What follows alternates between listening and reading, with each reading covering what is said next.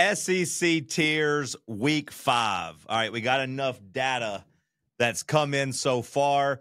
We can kind of start really, kind of more accurately ranking these teams. A month of the season is over. 33% of the season is over. If you're looking at just the regular season, week 5, here is the tier rankings. Let's go through it. Look, I think right now at the top, Georgia, they're the standard. They've been the standard in the SEC since Nick Saban retired. I know Alabama fans, I've heard them crying and pontificating about how they own Georgia, and it's true. Head-to-head, they do own Georgia. Now let's look at that series without Nick Saban. Because if you're Georgia, that's what I'm judging it off of. Like, yes, Nick Saban was great against Kirby. Nick Saban, the master, all those things. I get it. But you can't argue that over the last 3-4 years that Georgia hasn't kind of separated itself from the rest of the SEC. Now, if we're looking at just 2025, I hear the complaints about their game against Austin Peay, their game against Marshall. Neither one of those very impressive. But okay, here's what I would say. In terms of all the SEC teams, they got the best win of the season so far. You can argue about that if you want. You could say I'm overrating Tennessee. Winning in Neyland Stadium, right now, the best win of any SEC team. Save your crying LSU. Save your crying Texas A&M. Cool win at Notre Dame. Cool win at Clemson. Not better than winning in Knoxville this season. So for now, I got Georgia number 1. They're the standard. Big game against Alabama this weekend. We'll see if that changes. A lot of steam right now on people backing Alabama on the road, which seems a little silly to me, but we'll see how it plays out. Number 2, I got Tennessee at number 2 right now. Maybe elite. Definitely not clutch, and definitely still kicking itself for missing the kick, because if Tennessee was undefeated with a win over Georgia, there's a really good case for them to be at number 1, and I don't even know if even the biggest haters out there would really have a problem with it. That Syracuse win, by the way, looks better too. Syracuse handled Clemson much more easily than LSU did. Just kind of pointing out there. Now Syracuse, of course, dealing with a quarterback injury. We'll see how their season, finishes up. But for right now, through a month, that Syracuse win that Tennessee did, where they kind of dismantled a Syracuse team that, again, went into Clemson and won. I got Tennessee at number 2 in the second tier all alone. I think Georgia and Tennessee are the 2 best teams in the SEC. Coming up next, we got the 2 teams that are obsessed with the University of Texas. We have Texas A&M, and we got Texas. Nobody loves the University of Texas more than Texas. Nobody thinks about the University of Texas more than Texas A&M does. I think both teams right now feel pretty good about their playoff chances. The jockeying for position before that big end-of-season matchup will be fun. Texas A&M, I give them the slight edge over Texas right now because, A, they're undefeated, but also, B, their quarterback didn't stare down Sam Houston State's defenders because his feelings have been hurt over the last month and he needs a little confidence boost. I give A&M the edge right now. But those are my tier 3 teams. I would consider them inside track for the playoffs. Of course, Texas got less wiggle room dealing with a early season loss already. Tier 4, this is just a tier that makes me feel slimy, makes me feel gross about them. Oklahoma, Ole Miss, Missouri, LSU. Now, Oklahoma, you might be saying, we're not slimy. Brent Venables is a good man. Brent Venables is solid. We do things the right way. Yeah, but that Auburn game left me feeling a little gross. The SEC came out and said, hey, that one touchdown shouldn't have been a touchdown. Now, look, plenty of Oklahoma fans have been in my mention saying, hey, we okayed that play with the refs beforehand. They said that it was completely fair and completely legal. That's why we ran it. That's not slimy. That's not cheating. Well, it is today. It is in these rankings. And not to mention the other. It should have been a scoop 6 touchdown. Auburn, I feel kind of bad for them as it felt like they got screwed out of 14 points there. And again, they lost by 7.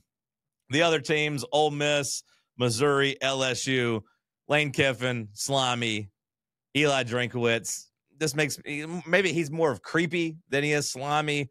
And then Brian Kelly, we know about Brian Kelly and his past and just the vibe that you get when he enters a room. Every time he pops up on your TV, don't you just feel a little gross? I know I do.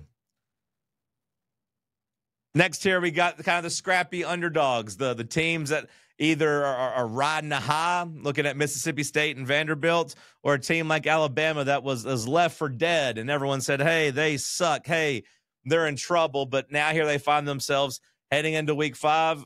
Vibes are fixed. Vibes are better. The scrappy underdogs are here. Alabama going on the road at Georgia. I think I can. That was a train, but you get it. Still kind of a scrappy underdog mentality. Shout out to Thomas.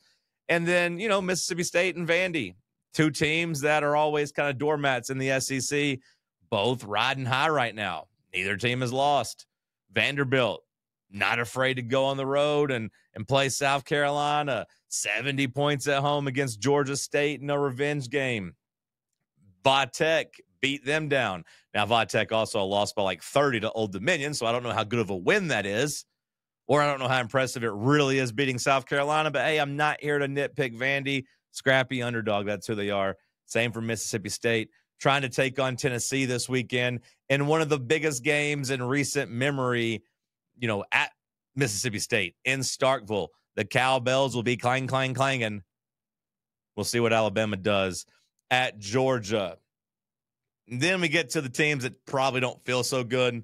This is the tier I have deemed basketball coach doesn't want to be there.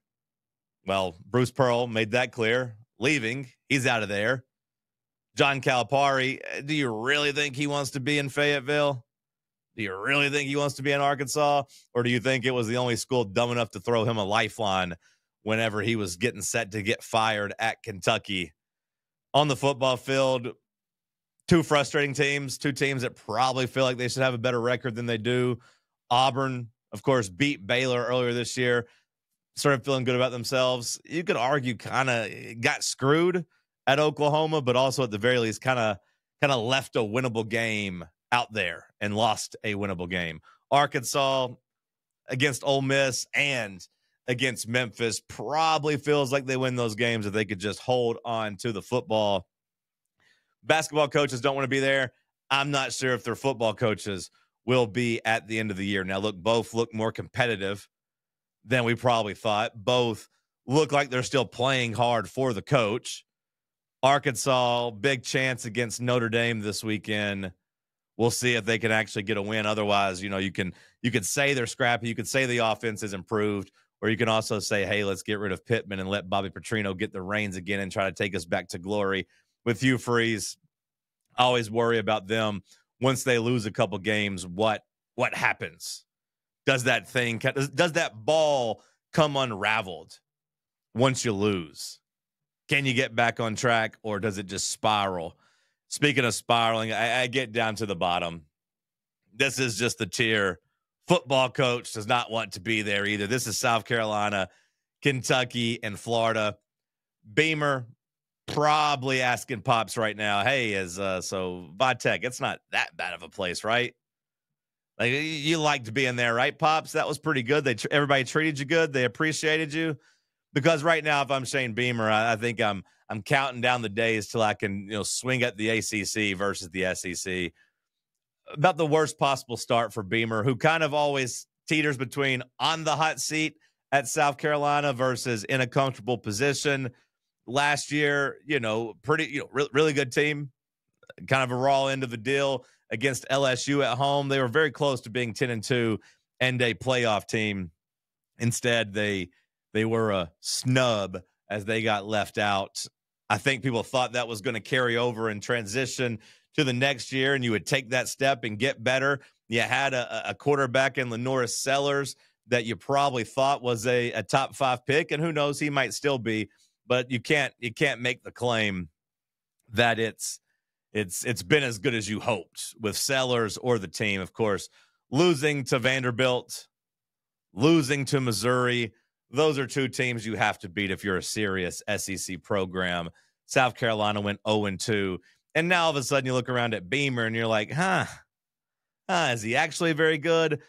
Which makes him probably feel underappreciated, which makes, Vitek, if they call him and treat him like a savior, I'd probably listen to them if I was him. Kentucky, Florida, interchangeable, both just kind of stuck in hell. I give Kentucky the slight edge here, but of course, Mark Stoops doesn't want to be there. He tried to get out of there before Texas A&M fans said, nope, we're not doing that. So then he kind of had to tuck his tail back between his legs, take a suitcase back in, put it in the bedroom and say, well, I guess I'm staying. And it's been a disaster ever since. And Florida fans, I feel for you. You don't want Billy Napier. Billy Napier don't want you. It's a marriage that should end. It should have been over last year. You got tricked by the late season, progress. Hey, we beat Ole Miss because Ole Miss couldn't pick up a 4th and 1 and Jackson Dart lost his mind. Hey, we beat a really overrated LSU team. Now things are fixed. Coach Napier is going to take DJ Lagway and turn him into a stud. He's a 5-star. That hasn't gone well for you. Now, look, on one hand, I feel for you, Florida. It seems like you have a top-level defense, a top-flight defense. You should be better than 1-3, but your offense should probably be 0-4. I hate it for you, but the Billy Napier divorce, it's gotta happen. It's kind of slimy, honestly. Like you probably deserve to be in the slimy portion because it feels like everyone in Gainesville knows you're firing Billy Napier, but you're trying to get halfway through the season to keep these kids locked in and not, sitting out and redshirting and all those things. If you're DJ Lagway, DJ, if you're listening, you gotta make a business decision here. You gotta shut it down. Get healthy, get in the transfer portal, do what you got to do, but don't let them run you down. You've been hurt the last 12 months, or 10 months, 11 months. You're hurting your stock. You're hurting your future. Shut it down. Shut it down. All right, there are the tiers for week 5 headed in. Got a big jam-packed weekend coming. We'll see what all changes. We'll see what we have in week 6. Make sure to like, subscribe, comment. Okay, bye.